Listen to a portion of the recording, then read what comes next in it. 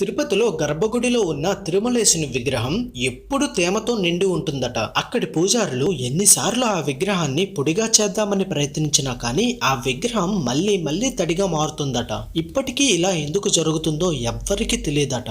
గర్భగుడిలో స్వామివారి విగ్రహానికి వెనక వైపు ఉన్న గోడ నుంచి సముద్రపు అలల శబ్దం వస్తుందట. ఇది కూడా నేటికి ఒక అంతు చిక్కని మిస్టరీగానే ఉండిపోయింది. ఏదైనా రాతి విగ్రహానికి పచ్చకర్పూరాన్ని రాస్తే అది కొద్ది కాలానికి పగుళ్లకు గురవుతుంది. కానీ అక్కడి పండితులు నిత్యం తిరుమల శ్రీవారి విగ్రహానికి పచ్చకర్పూరాన్ని రాస్తూనే ఉంటారు. అయితే శ్రీవారి విగ్రహం మాత్రం చెక్కు చెదరకపోవడం మరొక ఆశ్చర్యకరమైన విషయమని చెప్పవచ్చు. తిరుమల దేవాలయం గురించి మీరు తెలుసుకోవాల్సిన మరొక అద్భుతమైన మరియు ఆశ్చర్యకరమైన విషయం ఏంటంటే, గర్భగుడిలోని వెంకటేశ్వర స్వామి విగ్రహం ముందు ఉంచే మట్టి దీపాలు నిరంతరం వెలుగుతూనే ఉంటాయి. అవి ఎప్పుడు కొండెక్కవు. మరియు ఈ దీపాలు ఎప్పుడు ఎవరు వెలిగించారు అనే విషయాలు ఇప్పటి వరకు ఎవరికీ తెలియదు.